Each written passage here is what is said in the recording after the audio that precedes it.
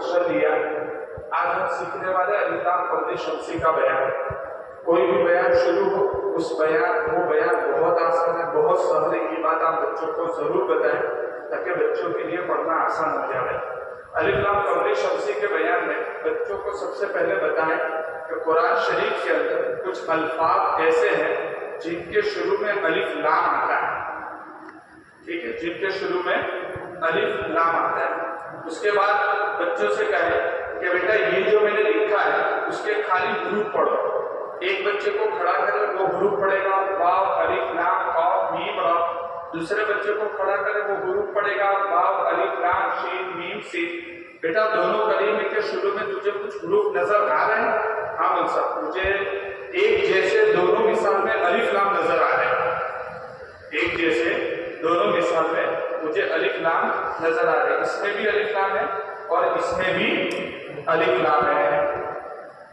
बेटा जब दोनों को मिलाएंगे, यहाँ वाव को लाम से मिलाकर पढ़ेंगे या वाव को शीन से मिलाकर पढ़ेंगे, तो मिलाने की सूरत में अलिफ तो कभी भी पढ़ा जाएगा नहीं। दोनों को मिलाकर पढ़ेंगे तो इस सूरत में अलिफ कभी भी पढ़ा जाएगा नहीं। लाम कभी पढ़ा जाता है, कभी नहीं पढ़ा जाता। ये अलिफ लाम जो है उसको अलिफ लाम कमरी शमसी कहते हैं। किसको कमरी कहेंगे, किसको शमसी कहेंगे, याद रखने के खातिर बच्चों की आसानी के लिए हम दो अलामत बताएंगे। जैसे हम शुरू से बयान में बताते आ रहे हैं, अलिफ लाम कमरी शमसी की बेटा दो अलामत है। मैं अलामत ये बताता हूँ कि भाई अलिफ लाम एक साथ हो, पहली अलामत और पहली निशानी। अलिफ लाम दोनों एक साथ हो, पहली अलामत और पहली निशानी। लाम पर जज्म हो तो कमरी, लाम खाली हो तो शमसी।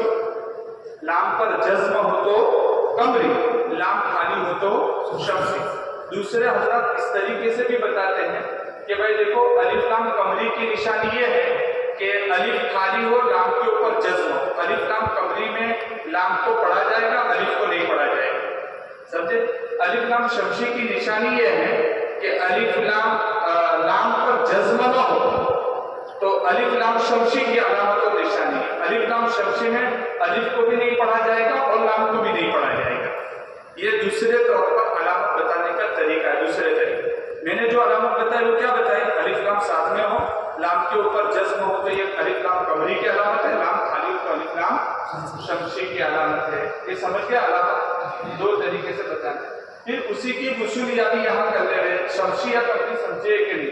फिर उसके बाद क्या करना है, ये इस तरीके से हल करवा दे रहे। देखो यहाँ, चलो अब वाव अलिफ के साथ, चलो पहले पढ़ो तो बेटा। अब बच्चा पढ़ेगा, अगर मद का बयान हो गया है तो बच्चा पढ़ेगा वाल कमरी। क्या पढ़ेगा? वाल कमरी। क्यों मद का बयान हो गया तो ऐसा पढ़ेगा? क्योंकि उसने कायदा पढ़ लिया है कि भाई ह्रूफ मद्दा के बाद वाले हर्फ पर जज्म हो तो मद्दे लाजिम होता है। इसलिए हम क्या करेंगे, पहले बच्चों को कहेंगे कि ये बताओ बेटा अलिफ लाम कमरी है कि शमसी है। हमने दो अलामत और निशानी बताएंगे, उसकी वसूलियाबी भी हो जाएगी। मौलाना ये अलिफ लाम कमरी है, चलो यहाँ अलिफ लाम शमसी है कि कमरी है? मौलाना अलिफ लाम शमसी है। तो देखो बेटा जो अलिफ लाम कमरी में अलिफ तो कभी भी नहीं पढ़ा जाएगा तो उसके ऊपर हमने निशानी लगाई है। अब वाव को मिलाकर पढ़ेंगे किससे? लाम से। अब मिलाकर पढ़ो, अलिफ नहीं पढ़ा जाएगा उसे, तो वल, वाव लाम ज़बर वल। अगर हिज्जे का सहारा लेने की जरूरत पड़े तो अलिफ लाम कमरी शमसी में हिज्जे का सहारा ले, वरना रवा से पढ़ाना बेहतर है।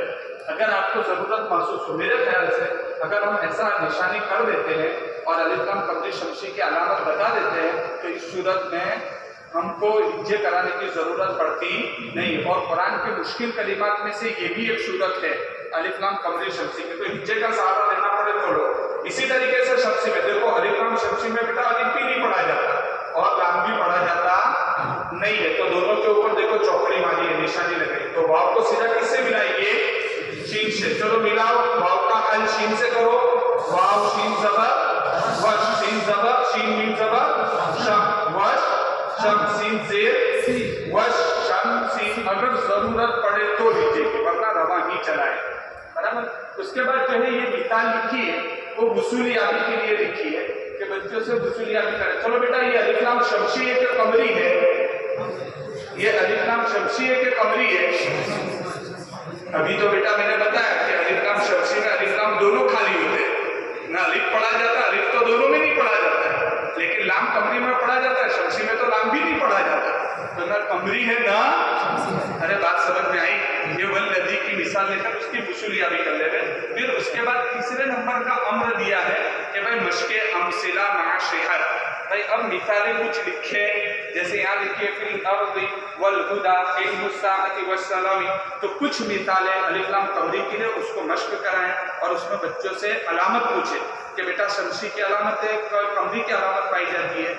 इसी तरीके से शमसी की मिसालें लेकर पूछे कि भाई कमरी की अलामत पाई जाती है, शमसी की अलामत पाई जाती है, और सेहत के लिए उस्ताद खुद भी उसको मश्क कराएं। अब उसके बाद देखो यहाँ चंद मिसालों से हर बच्चे की वसूलिया भी करे कि अलिफ लाम कमरी शमसी को समझे या नहीं, यानी अलामत को समझे या नहीं। फिर कायदे की मिसालें बच्चों को हल्कों में हल करने के लिए दे दे।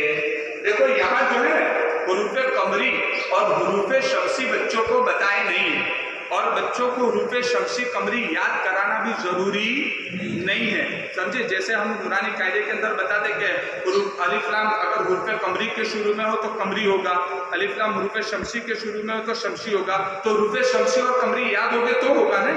तो बच्चों को बोझ न डाले, कमरी शमसी याद कराने की चंदा जरूरत नहीं है जो यहाँ लिखे हुए, न बच्चों को ताबीर याद कराए, बल्कि अलामत ज़हन नशी हो जाएगी तो बच्चा शमसी कमरी को आसानी के साथ पहचान लेगा।